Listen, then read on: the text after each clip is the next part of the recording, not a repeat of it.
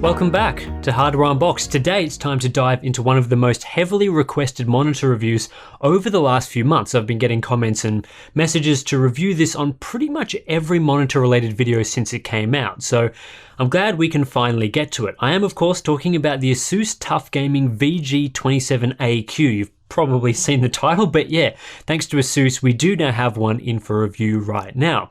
So why is this monitor so popular? Well, I think it's a combination of factors. One is that it's a 27-inch 1440p 165Hz IPS display. So that's the sweet spot for resolution, refresh rate, and panel technology for gaming right now.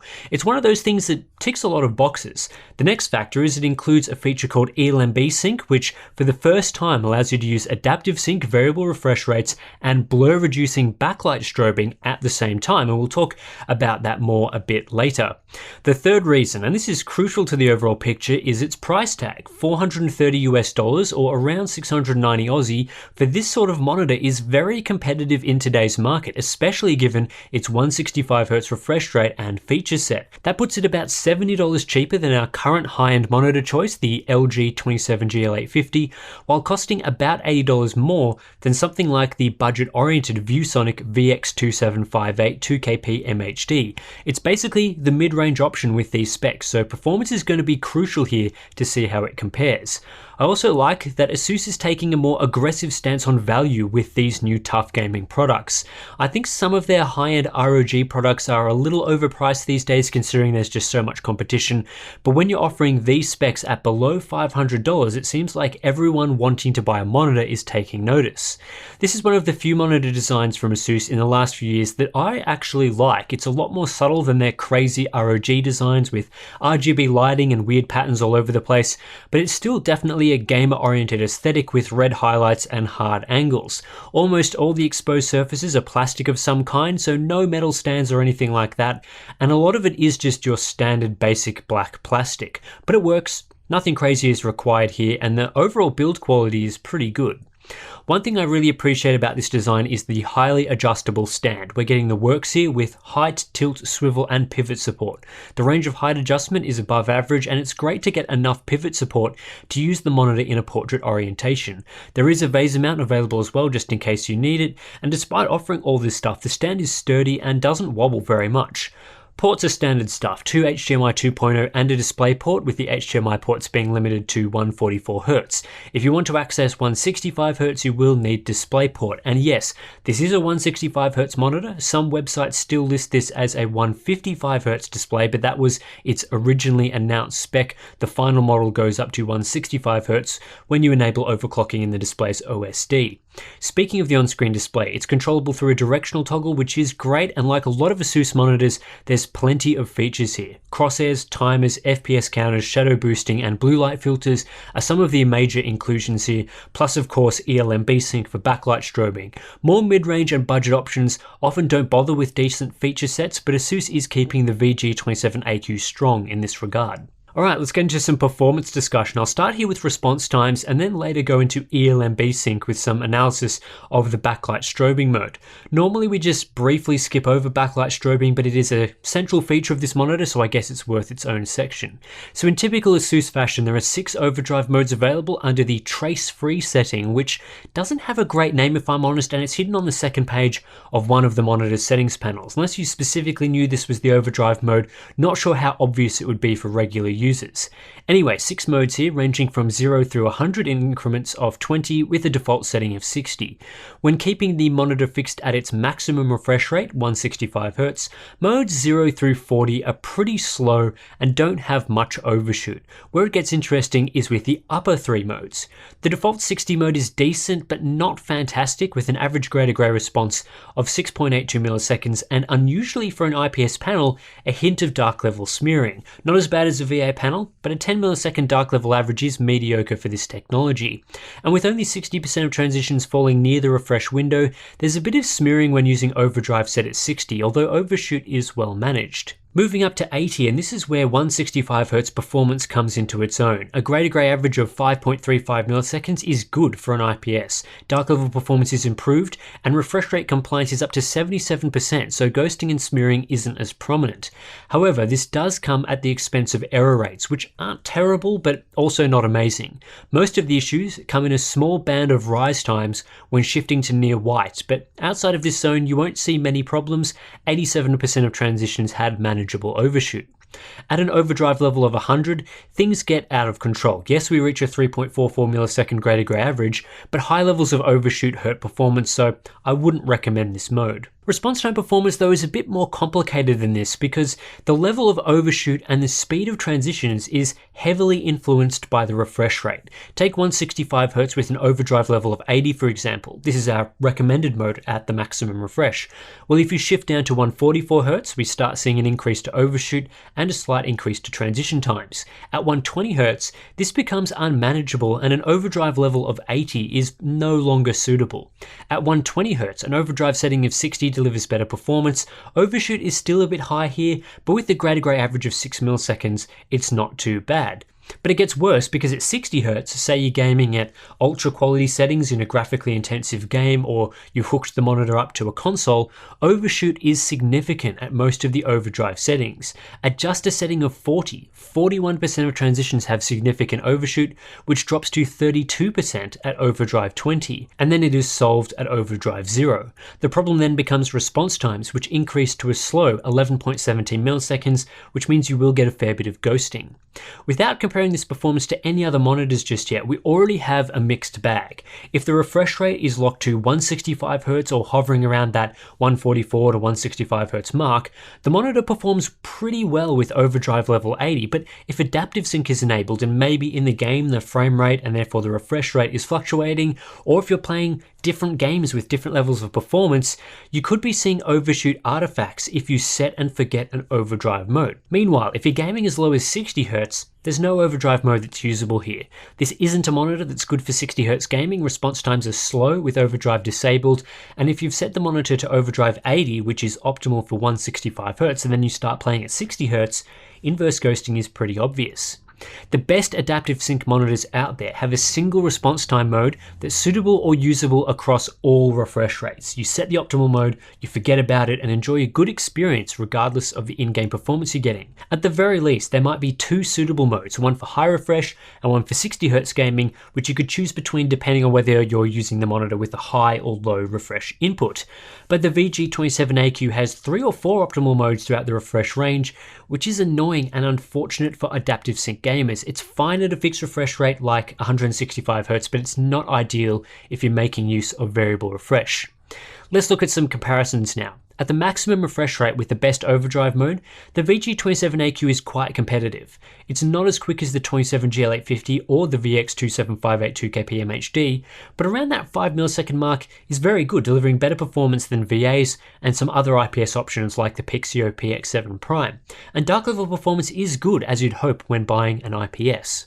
Response time compliance is also acceptable at this level of performance. A mid-table result clearly isn't as strong as the excellent LG 27GL850, and part of that is from targeting a 165Hz refresh rate over 144Hz, but still, it's not bad. Where the VG27AQ falls away is in the following charts. Error rates are high, and this is the same issue that the VX27582KP MHD faced.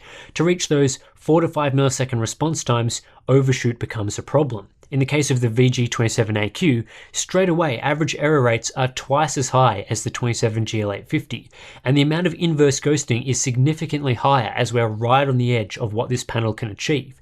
Again, the VX27582KP MHD is even more on edge to hit that faster response time.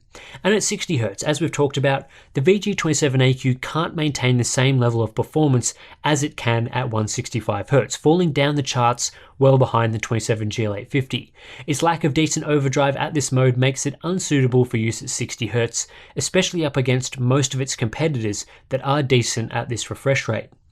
The VG27AQ puts up excellent input lag numbers at below 0.5 milliseconds of processing delay and an overall lag from input to finish transition of under 10 milliseconds, which is elite. The best gaming monitors hit these sorts of numbers, so this one is in good company.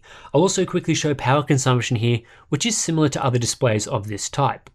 So response time performance overall is pretty mixed, decent high fixed refresh rates, but to get a good experience using variable refresh, it is a bit fiddly.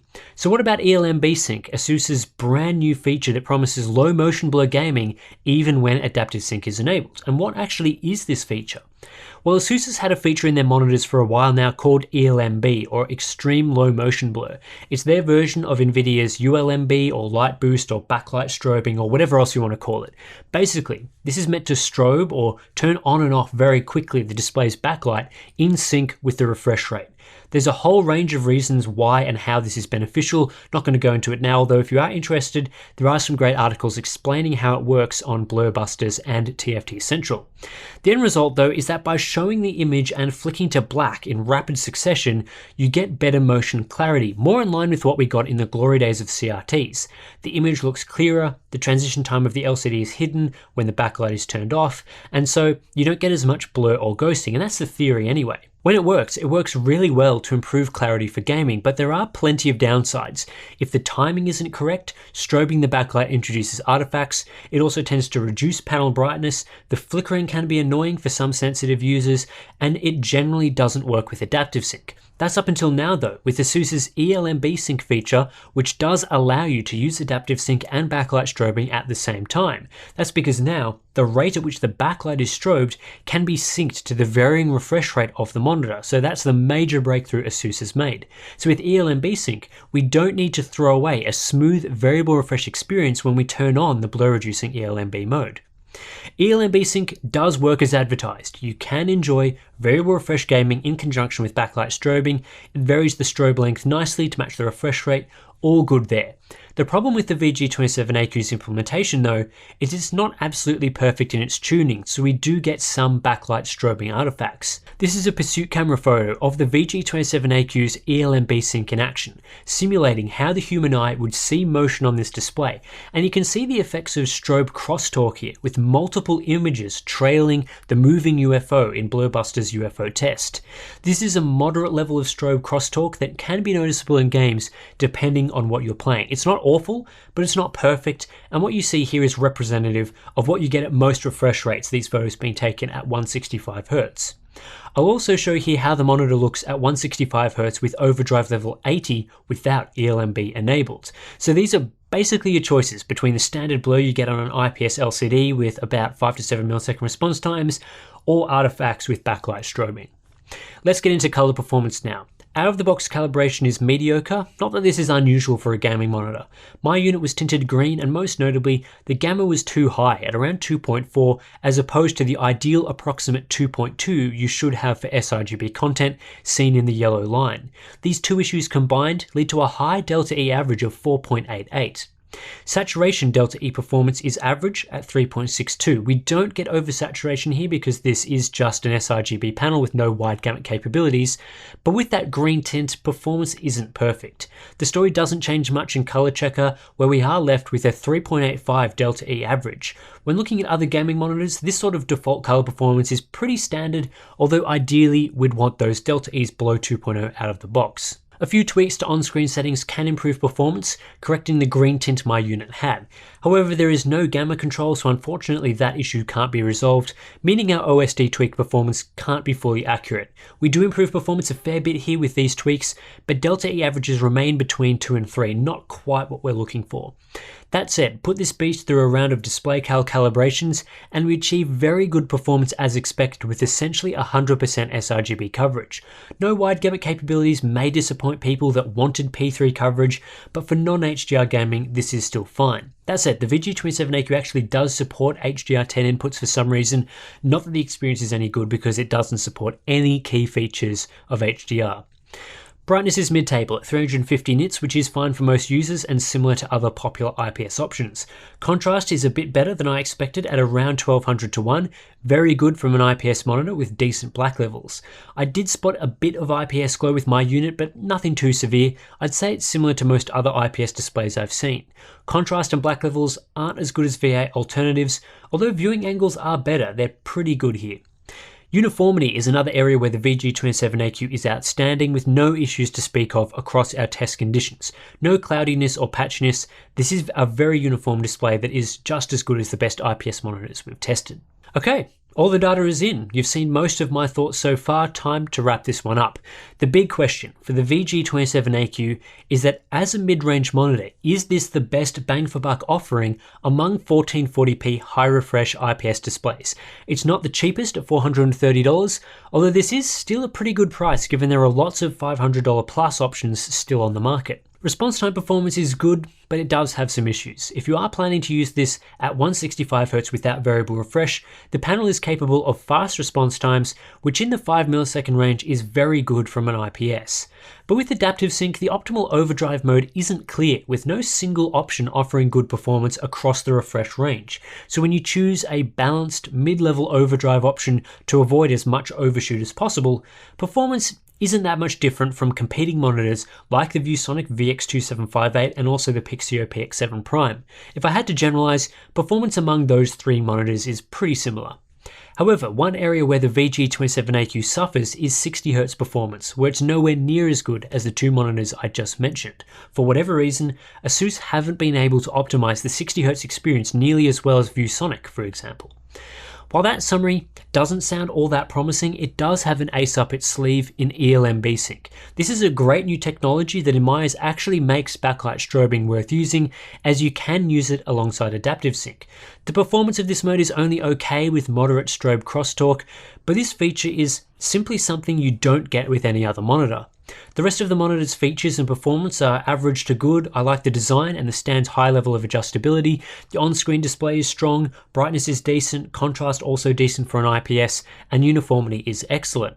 Input lag is fantastic too, but on the other hand, factory calibration performance is mediocre and it requires a bit of calibration work to nail down. Would I recommend people buy this monitor? Well, that depends. If you want a 1440p high refresh IPS monitor on a budget, and it seems a lot of people do, I think many people would be better off with the ViewSonic VX2758 2KP MHD. Performance is similar to the VG27AQ, but it has the benefit of a far better 60Hz experience, better factory calibration, and a cheaper price tag, around $80 less.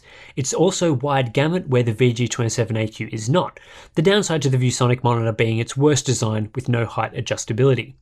There is an exception to this though, and that is if you want to use backlight strobing for increased motion clarity. The VX2758 2KP MHD also has this capability, but it can't be used with adaptive sync simultaneously. The VG27AQ can, that's a huge feature as we've been just talking about, so in that case, the VG27AQ is definitely the better option. Outside of backlight strobing modes, neither of these monitors are as good as the LG 27GL850. I've seen a few people asking me whether they should get the 27GL850 or the VG27AQ. The 27GL850 is generally a fair bit better with much faster and more consistent performance across its refresh range.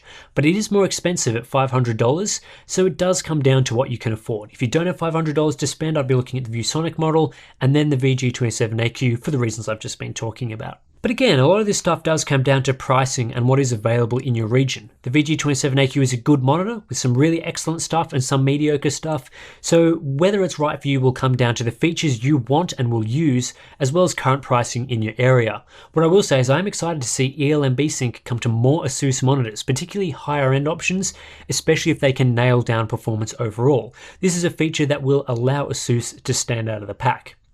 Anyway, that's it for this monitor review. As always, you can subscribe for more, plus consider supporting us through Patreon and all the usual places. I'll catch you in the next one.